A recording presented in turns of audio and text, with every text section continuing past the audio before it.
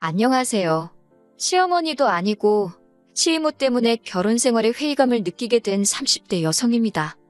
남편과는 오랫동안 알고 지낸 사이예요. 처음 알게 된 건 대학교에 들어가고 얼마 지나지 않아 가입했던 동아리에서였지요. 남편은 군대에서 막 전역한 선배였고 신입생이었던 제 눈에는 그런 남편이 꽤나 어른스럽게 보이더군요. 하지만 그때만 해도 그냥 선후배 사이로 적당한 거리를 유지하며 지냈지 같이 술자리는커녕 밥 한 번 먹어본 적이 없었네요. 그런 남편과 사귀게 된 건 졸업 후 취업을 하고도 한참이 흘러서였습니다. 남편이 제가 일하는 곳에서 멀지 않은 새로운 회사로 이직을 해왔거든요. 반갑기도 하고 여러 가지로 상황이 맞아떨어지다 보니 이후로 자주 만나서 그간 서로 놓쳤던 안부와 소식들을 나누기 시작했지요. 이후로 조금씩 빠르게 가까워져 반년 만에 연인 사이가 되었고 결혼까지 약속하게 되었답니다. 남편이 중학교에 들어가고 얼마 지나지 않았을 무렵 아버님께서 세상을 떠나셨어요. 하지정맥 수술을 위해 입원을 하셨는데 수술 직후 의식불명 상태가 되었다가 2달을 못 채우고 돌아가셨다고요. 지금 생각해보면 의료사고였던 것 같은데 당시만 하더라도 의료사고라는 단어 자체가 잘 쓰이지도 않았고 그래서 따져야 한다는 생각은 아예 해보지도 못했답니다. 이후로 남편은 어머님과 단둘이 살았는데 그나마 다행이었던 건 조부모님께서 한동안 경제적으로 많이 도와주셨다대요. 하지만 남편이 고등학교를 졸업하던 시기에 어머님께 남자가 생겼고 한 동네에 살고 계시던 조부모님 귀에도 그 소식이 들어갔습니다.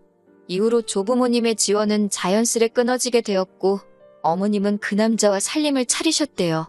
반면 서울에 있는 대학에 합격한 남편은 자의반 타의반으로 혼자 서울로 올라왔어요. 그리고 그때 어머님의 언니, 그러니까 남편에게는 이모였던 시이모가 남편더러 당신 집에 들어와 지내라고 하셨고요. 한푼이 아쉬웠던 남편 입장에서는 거절할 수 없는 제안이었지요. 하지만 시이모 집에서 사는 건 녹록지 않은 일이었습니다. 시이모가 남편의 방이라고 내준 곳은 창고이자 옷방처럼 쓰이는 코딱지만한 방이었대요. 얼마나 잡동사니들이 많이 있었는지 대각선으로 눕지 않으면 다리를 쭉 펴고 누울 수도 없었다고요. 식사 역시 젊은 놈이 삼시세끼를 다 챙겨 먹으려 드냐며 처음부터 먹는 걸로 그렇게 눈치를 줘서 시이몬에서 밥 먹은 횟수가 한 달에 10번이 채 되지 않을 정도였다고요. 그나마도 라면이 대부분이었어요. 그런데도 시이모는 시이모부한테 자기 면이 안 선다며 아르바이트를 하며 학비와 생활비를 벌던 남편에게서 돈을 가져가기 일쑤였답니다. 듣다 못한 제가 뭐하러 그런 푸대접을 받으면서 그 집에 있었냐 하니 새 인생 시작한 어머님께 걱정을 끼치고 싶지 않았다는데 어찌나 속이 상하던지요. 하지만 이런 과거를 시이모는 자기 마음대로 자기 유리한 쪽으로 기억을 하고 있더라고요. 남편한테 대놓고 한다는 소리가 자기가 없었으면 남편이 무슨 수로 이 서울 땅에 자리 잡고 살 수 있었겠냐면서 정말이지 어찌나 생색을 내는지 모르는 사람이 보면 시이모가 남편 목숨이라도 구해준 줄 알 만큼 거들먹거리기 일쑤였어요. 그리고 그런 시이모의 오만한 태도는 급기야 상견례 자리까지 이어졌습니다. 상견례 당시 저희 쪽이야 당연히 친정부모님 2분 다 자리를 하셨지요. 그리고 저로서는 남편 쪽은 아버님은 돌아가셨으니 당연히 어머님만 나오실 줄 알았네요. 남편도 별다른 말이 없었고요. 그런데 뜻밖에도 상견례 장소에는 어머님뿐만 아니라 시이모까지 나와 계시더군요. 양가 식구들끼리 가벼운 인사를 주고받고 얼마 지나지 않아 바로 본론으로 들어갔습니다. 혼수며 예단이며 전반적으로 결혼에 관해 이야기를 나누기 시작했지요. 사실 남편과 저는 이미 무엇을 어떻게 얼마나 할지 어느 정도는 결정을 내린 상황이었어요. 솔직히 양가 부모님 모두 특히 어머님의 경우 당장 저희 도움이 필요하신 정도는 아니었지만 그렇다고 저희를 도와주실 형편도 아니었거든요. 그렇다 보니 진작부터 남편도 그렇고 저도 양가 부모님께 부담은 드리지 말자 했어요. 저희는 어른들께 저희 능력이 닿는 선에서 결혼식도 올리고 집도 장만하되 쓸데없는 허례허식은 물론이고 보여주기식 혼수랑 예단은 생략하고 싶다고 그간의 생각을 말씀드렸습니다. 그러자 친정부모님도 그렇고 어머님까지도 젊은 애들이 어쩜 그렇게 기특한 생각을 했냐며 미안하고 고맙다 하시대요. 그런 말을 듣자고 한 소리는 아니었지만 아무튼 전반적으로 훈훈한 분위기였어요. 그런데 어이없게도 시이모 혼자서 원성을 높이며 산통을 깨셨습니다. 어떻게 그런 중대한 결정을 저희 멋대로 정하냐면서, 특히 남편더러 너는 누구 덕분에 서울하늘 아래서 장가까지 가는데 당신한테 의견 한마디 안 물어볼 수 있냐고 쏘아 붙이시더니 저한테도 아무리 세상이 달라졌어도 어떻게 맨몸으로 시집올 생각을 하냐입니다. 전혀 예상치도 못한 시이모의 말에 남편도 저도 황당해서 순간 벙쪘지요. 남편이 그런 시이모님을 향해 한숨을 쉬면서 이모는 사람이 양심도 없냐고 무안을 주대요. 어머님도 시이모더러 쓸데없는 소리를 하냐고 핀잔을 주셨고요. 그런데도 시이모는 남편 말이고 어머님 말이고 들은 채도 안 하셨습니다. 모자가 쌍으로 생각이 없다나 어쩐다나 앞에 버젓이 저희 친정부모님이 계시는데도 전혀 개의치 않고 당신 하고 싶은 말은 다 하시더라고요. 그러자 보다 못한 저희 친정부모님께서 시이모를 향해 그쪽은 초대받지 못한 손님이라며 여기에 무슨 자격으로 와서는 부모들도 가만히 있는데 쌍지팡이를 짚고 나서냐고 한마디 하셨습니다. 그렇게 결국 상견례고 뭐고 다 파토가 났어요. 그래도 파혼으로 이어지지는 않았습니다. 이튿날 바로 남편이 저희 부모님을 찾아와 몇 번이고 죄송하다며 사과를 드렸거든요. 시이모하고는 왕래는커녕 자주 연락도 하지 않는다며 살면서 몇 번 마주칠 일도 없을 거니 제발 노여움을 풀어달라며 빌대요. 그리고 그런 남편의 진심 어린 사과에 저희 부모님께서 한 번 더 기회를 주기로 하셨고요. 그리고 친정어머니께서는 결국 이불부터 시작해서 대략 1,000만 원 정도의 예단을 해주셨습니다. 아내 가서 평생 트집 잡혀 사느니 남들 해가는 만큼 해가라고 대신 저더러 어깨 피고 살라면서요. 그리고 이후로 한동안 남편과 저 두 사람의 결혼 생활만 놓고 이야기하자면 정말 평화로웠습니다. 그때 시이모 때문에 파혼이라도 했다면 얼마나 후회스러웠을까 싶을 정도로요. 하지만 어느 날 갑자기 어머님이 같이 살던 남자와 헤어지면서 상황은 생각지 못한 방향으로 흘러가기 시작했어요. 특히 어머님께서 당신이 사실 여윳돈이 7,000만 원 있다며 그걸 저희한테 주는 대신 앞으로 같이 살고 싶다 하셨을 땐 너무 당황스러워서 해야 할 바를 모르겠더군요. 하지만 상황은 생각보다 싱겁게 종료되는 듯 했습니다. 어떻게 해야 하나 고민하던 저와 달리 남편이 나서서 단박에 싫다 했거든요. 이제껏 따로 잘 살았는데 갑자기 왜 살림을 합치자는 거냐며 어머님더러 그 돈으로 차라리 당신 살 곳을 구하라 했다대요. 어머님은 몹시 서운한 눈치셨지만 남편이 완강한 태도로 버티니 어쩔 수 없다는 듯 알겠다 하셨다고요. 그리고 저는 그때만 하더라도 어머님께서 사시던 동네 그 어디쯤에 당신의 거처를 마련하실 줄 알았습니다. 그런데 이후로 한 2주나 지났을까요? 어머님께서 저희 신혼집에서 차로 10분 정도 걸리는 곳에 반월세로 집을 얻으셨다며 이사를 오셨네요. 그런데 이 소식을 알게 된 시이모는 이때다 싶었는지 또다시 이러쿵저러쿵 간섭을 시작했습니다. 자식 새끼가 길바닥에 나앉은 것도 아닌데 왜 어머니를 안 모시느냐며 니네 엄마는 해도 잘 안 드는 집에 살게 해놓고 니들은 밥이 목구멍으로 넘어가냐고 당장이라도 안방을 내어주라는 둥 어쩌라는 둥. 정작 어머님께서는 아무 말씀도 안 하시는데 시이모 혼자서 열을 내더니 순식간에 저희를 천하의 불효자로 만들더군요. 그뿐만이 아니었습니다. 이후로도 시이모는 걸핏하면 저더러 어머님 댁에 반찬을 해다 주라던가 가서 빨래를 하라던가 정말이지 별의별 잔소리를 해댔어요. 사실 어떻게 들릴지 모르겠지만 한창 직장에서 이리 깨지고 저리 깨지며 일하고 있는데 그런 전화까지 받으면 하루 종일 기분이 더럽거든요. 그래서 나중에는 일부러 전화를 안 받고 문자에 답장도 늦게 했네요. 그런 와중에 기어이 저와 시이모가 부딪히고 말았습니다. 그날은 제가 몸이 영 좋질 않아서 병가를 내고 집에서 쉬고 있었어요. 그런데 뜬금없이 시이모한테 전화가 걸려오대요. 보나마나 또 괜한 트집을 잡아서 잔소리를 하려나 보다 싶어 안 받을까 했지만 동시에 혹시나 어머님께 무슨 일이라도 있는가 싶어서 결국 일단은 전화를 받았습니다. 그랬더니 기껏 시이모가 한다는 말이 지금 저희 집 근처를 지나가는데 배가 고프다며 저희 집에서 밥을 먹고 가야겠답니다.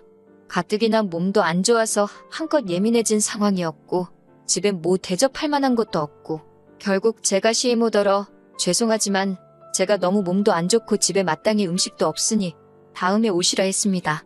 그러자 시이모가 언짢았는지 차가운 목소리로 알았다 한마디를 내뱉고는 전화를 뚝 끊어버리대요.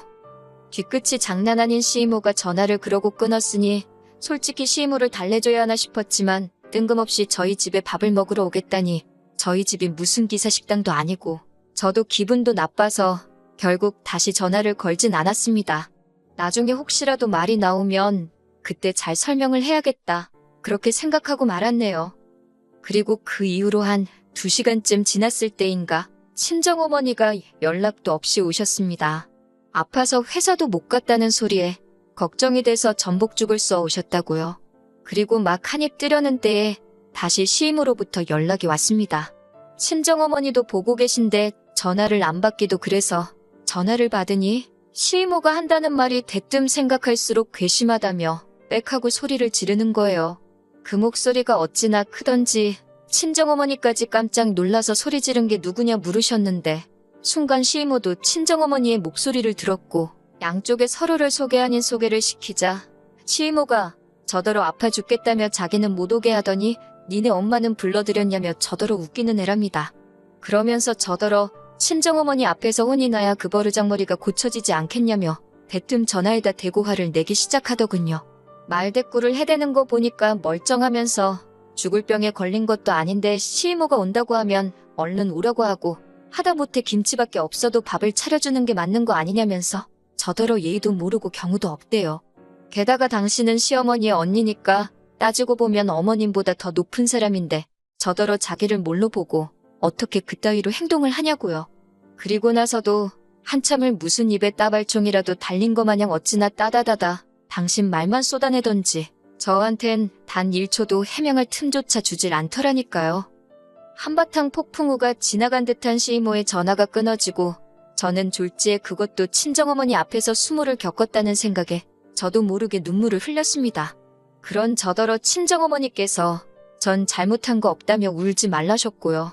그러더니 바로 사위인 남편에게 전화를 걸어 시이모와 있었던 일을 설명하셨습니다. 그리고 남편더러 퇴근 후 최대한 빨리 집으로 오라며 시이모 전화번호도 물어보시대요.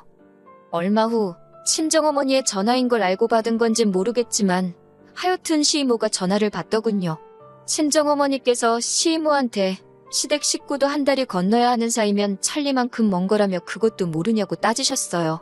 그러면서 별것도 아닌 걸로 어른 행세하려 들지 말라며 추접스럽고 꼴사납다고 뭐라 하시더니 경우고 예의범절이고 나이는 어디 콧구멍으로 먹었냐며 경거망동하지 말라고 그래봤자 애들이 비웃기나 하지 안 무서워한다셨지요.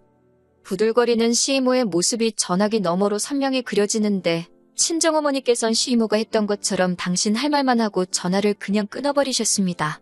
그리고 곧이어 사돈인 어머님께도 전화를 하셔서는 내 딸이 뭐가 아쉬워서 시어머니 하나로도 부족해 시이모 눈치까지 보고 살아야 하냐고 이럴 거면 그냥 애들 이혼시키겠다 하시대요. 그러자 어머님께서 만나서 이야기하자 하시더니 정말 30분도 걸리지 않아 저희 집으로 오셨습니다. 그리고 저희 친정어머니를 보자마자 죄송하다고 당신 언니가 왜 그러는 건지 당신도 모르겠다며 아무튼 앞으로는 시이모하고 제가 마주치는 일은 다신 없을 거라고 이번 한 번만 이해 좀 해달라고 사정을 하시더라고요. 사실 어머님께서는 당신 아들인 남편이 시이모한테 당한 서름을 나중에서야 아셨는데 그럼에도 불구하고 시이모한테도 제대로 따지지도 못하셨대요. 그래서 더 남편한테 미안한 마음을 가지고 계셨고 남편을 좀 어려워하셨지요. 하지만 그 이튿날 토요일 점심 무렵이었어요. 이번엔 그냥 전화가 아니라 아예 시이모가 저희 집으로 쫓아왔습니다. 저더러 네가 뭔데 당신 자매 사이를 끊어놓으려 하냐며 악을 쓰시대요. 그러자 저희 남편이 어이가 없다는 듯 시이모를 앞에 세워두곤 어머님께 전화를 드렸습니다. 그리고는 모두가 들을 수 있게 스피커폰을 켜고서는 시이모가 또 찾아와서 우릴 괴롭힌다고 이야기를 하더군요. 그러자 전화기 너머로 어머님께서 시이모한테 악을 쓰셨습니다. 왜 남의 아들 며느리를 잡아먹질 못해 안달이냐며 제발 관심 좀 끄라고요. 그러자 시이모님은 자기 속도 모르고 그런다며 네가 이렇게 물러터지니까 며느리 주제 시어머니고 시이모고 무서운 줄 모르고 따박따박 말대꾸하고 친정엄마라는 사람까지 지잘난 척을 한다는 겁니다. 그러자 어머님이 시이모더러 언니는 그렇게 잘나서 명절에도 며느리고 사위고 찾아오지도 않냐고 쏘아붙이는데 그 이야기를 듣곤 정말이지 뒤통수를 한 대 맞은 기분이더라니까요. 그리고 이후로 한 일주일이나 지났을까요? 친정집으로 시이모가 한 회의 과일에 꽤나 바리바리 선물을 보내셨더군요. 그리고는 장문의 문자로 당신이 나이 먹고 괜한 주책을 부렸다며 막말해서 미안하다, 마음에 담아두지 말랍니다. 자기는 저희 부부랑 잘 지내고 싶다나요. 솔직히 어디까지가 진심인지 모르겠더라고요. 하지만 결론부터 이야기하자면 일단은 그렇게 상황은 일단락되었습니다. 친정어머니께서 말씀하시길 어찌됐건 시이모란 사람이 먼저 숙이고 들어온 만큼 당분간은 별탈 없을 거라셨지요. 솔직히 완전히 상황이 나아진 건 아닙니다. 더는 말을 안 해서 그렇지 누구 하나 개운한 사람은 없는 것 같거든요. 시간이 해결해줄 문제가 될지 금세 얼마 못 가 다시 반복되는 일일지는 지켜봐야만 알겠지요. 그래도 일단은 한 곱이 넘겼다 생각하고 지내고 있습니다. 솔직히 어머님한테는 유일한 혈육이나 다름없으니 저 때문에 두 분이 어색해지는 것도 싫고, 그리고 자매끼리 평생 안 보고 산다? 적어도 저한텐 불가능한 일처럼 보여요. 그냥 어머님은 시이모와 잘 지내시고 저는 시이모와 앞으로도 계속 이 정도 불편한 사이로 살 수 있으면 좋겠습니다.